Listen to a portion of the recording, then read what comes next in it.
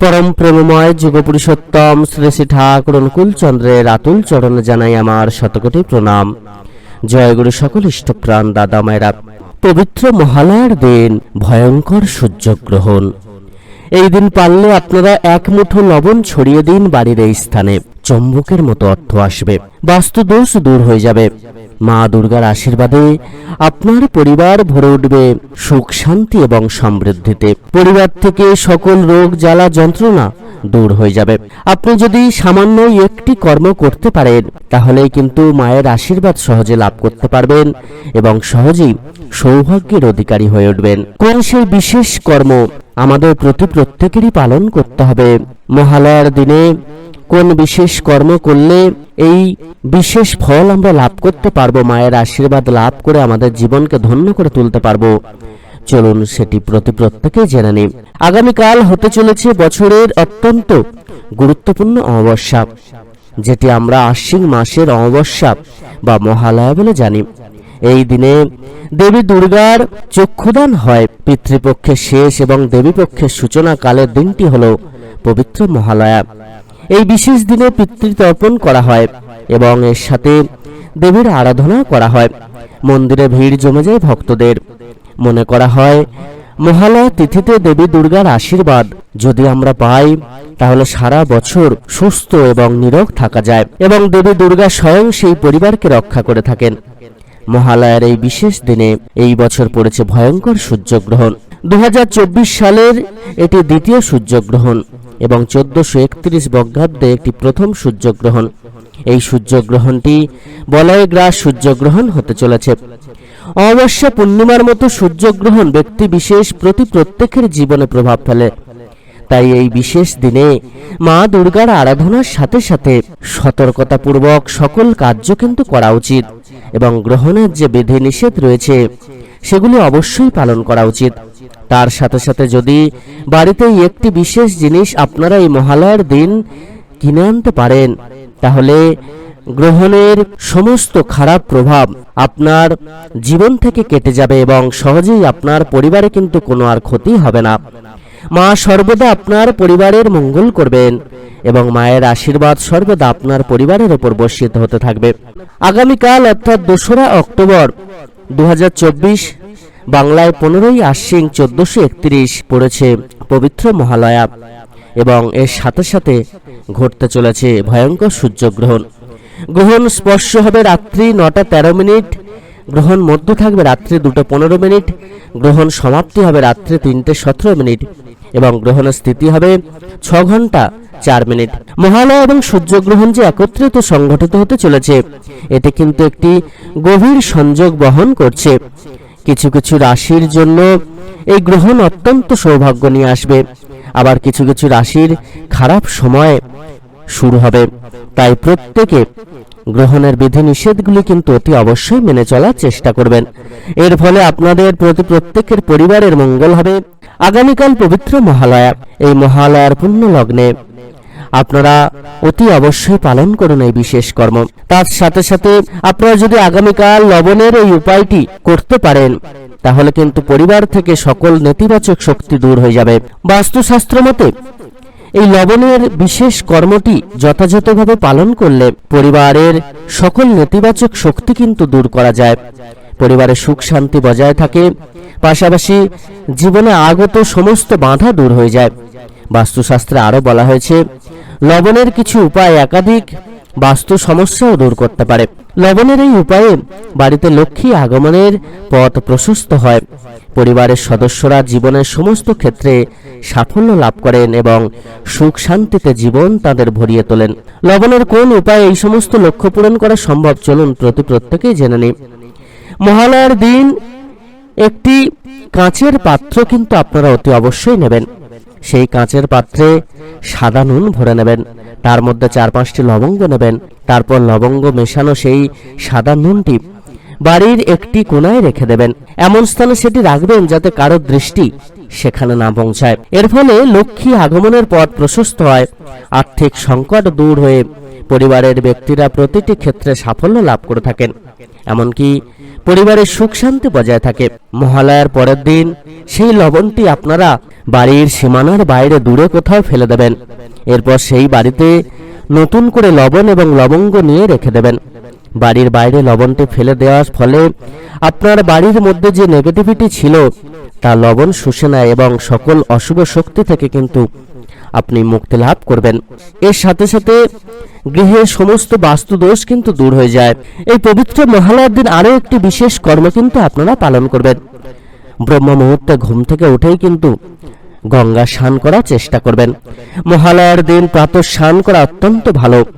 আমরা প্রত্যেকেই জানি মহালয়ার দিন পিতৃতর্পণ করা হয়, এর ফলে পিতৃপুরুষদের আশীর্বাদ লাভ করা সম্ভব হয়।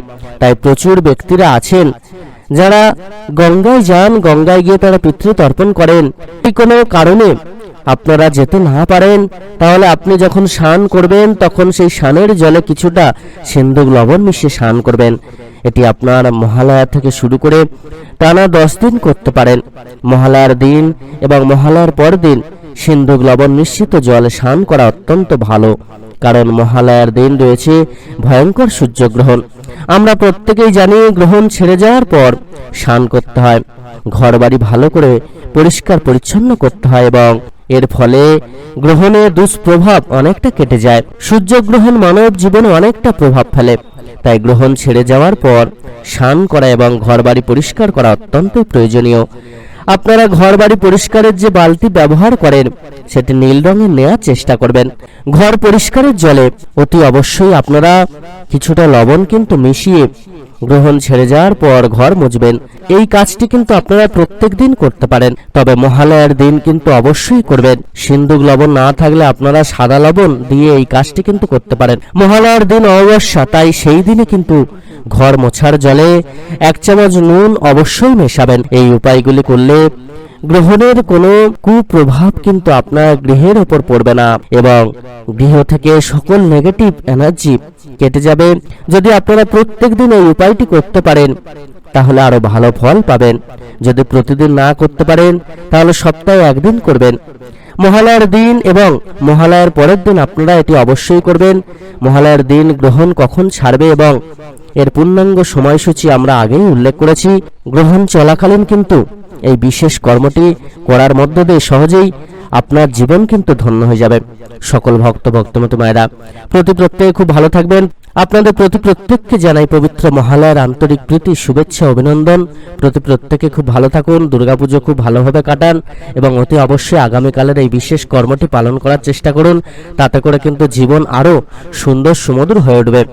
পূজার সময় কিন্তু যারা গাড়ি চালিয়ে যাবেন দয়া করে একটু সাবধানে গাড়ি চালাবেন, এতে করে আপনারা কিন্তু পূজাটাকে আরো সুন্দরভাবে উপভোগ করতে পারবেন। অনেক দুর্ঘটনা ঘটে যায় এই সময়, তাই অতি অবশ্যই কিন্তু প্রত্যেকেই সাবধানতা অবলম্বন করে চলবেন। পবিত্র মহালয়ার দিন একটি বিশেষ কর্মের কথা যেটি বাস্তুশাস্ত্রে উল্লেখ করা হয়েছে আপনারা সেটি শুনলেন। এই দিনে আমরা প্রত্যেকেই যাই করি না কেন পরম দয়ালের বিধান যদি না মানি তাহলে কোনো কর্মের ফল যেমন আমরা লাভ করতে পারবো না, ঠিক তেমন ভাবেই আমাদের বাস্তু থেকে কিন্তু নেগেটিভ এনার্জি কিছুতেই দূর হবে না, এটা কিন্তু অতি নিশ্চিত। আমরা শুধুমাত্র ওই বিশেষ কর্ম করলে আমাদের জীবন থেকে যে সকল সমস্যা দূর হয়ে যাবে, বাস্তুদোষ কেটে যাবে তা কিন্তু নয়। আরো বিশেষ কর্ম পরম দয়াল যুগপুরুষোত্তম শ্রী শ্রী ঠাকুর অনুকূলচন্দ্র আমাদেরকে বলে দিয়েছেন। তিনি যে বিধিবিধানগুলো দিয়েছেন এই পবিত্র দিনে অত্যন্ত পূর্ণ ভক্তিভরে শ্রদ্ধাভরে আমরা কিন্তু নাম জপ অতি অবশ্যই করব। এই নাম জপ বিনা কোনো কর্মের ফল আমরা লাভ করতে পারবো না। মানব জীবন ধন্য হবে তখনই যখন আমরা পবিত্র রূপে নাম জপটা পূর্ণ ভক্তিভরে শ্রদ্ধাভরে করতে পারবো। যখন আমরা প্রচুর পরিমাণে নাম জপ করে এই নামের যে গুণ, এই নামের যে শক্তি, সেই শক্তিকে আমাদের মধ্যে ধারণ করতে পারবো, সেই শক্তিকে আমাদের মধ্যে জাগিয়ে তুলতে পারবো।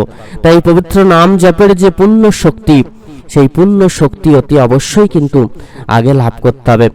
সেটাকে লাভ করতে গেলে অতি অবশ্যই নাম জপ করতে হবে, তবেই তো প্রকৃত রূপে আমরা সমস্ত কর্মের ফল লাভ করতে পারবো। অর্থাৎ এই যে পুণ্য কর্মের কথা বলা হয়েছে, এই যে সকল নেগেটিভ শক্তিকে দূর করার কথা বলা হয়েছে, এগুলো কিন্তু কেটে যাবে নাম জপের মধ্য দিয়ে। এই নাম জপের যে কত শক্তি তা হয়তো অনেকেই জানেন না। এই নাম জপ করলে গৃহের সমস্ত নেগেটিভ এনার্জি থেকে শুরু করে বাস্তু দোষ, সকল বাধা বিপত্তি, গ্রহদোষ সমস্ত কিছুই কিন্তু কাটতে বাধ্য। তাই নাম জপই কিন্তু আমাদের সবার প্রথম করতে হবে। নাম জপ করে আমরা তারপর এই বিশেষ কর্মগুলো পালন করতে পারি। নাম জপ এবং ইষ্টভৃতি এই দুটো হচ্ছে মোক্ষম টনিক। এই টনিক দুটো যদি আমরা যথাযথভাবে সেবন করতে পারি তাহলেই কিন্তু কেল্লাফাতে সকল রোগ শোক, এই যে এত রকম বাধা বিপত্তি গ্রহদোষ, সেগুলো কোথায় যে চলে যাবে তা আপনার ধারণার বাইরে। তাই নাম জপ এবং ইষ্টভৃতি খুব করে পালন করতে হবে।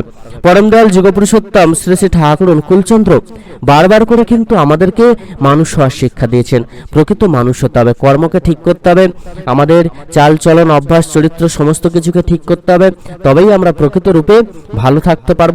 সকল প্রকার এই যে কর্মের কথা বলা হয়েছে, নেগেটিভ এনার্জি দূর করার কথা বলা হয়েছে, বা ভালো থাকার যে বিধান দেওয়া হয়েছে, দুঃখ যন্ত্রণা জ্বালা সমস্ত কিছু দূর করার বিধান দেওয়া হয়েছে, এই সমস্ত কিছু কেটে যাবে যদি আমরা প্রকৃত রূপে নাম জপ ইষ্টভৃতি এবং প্রার্থনা তাঁর বলা প্রত্যেকটা বিধিবিধান যথাযথভাবে মেনে চলতে পারি।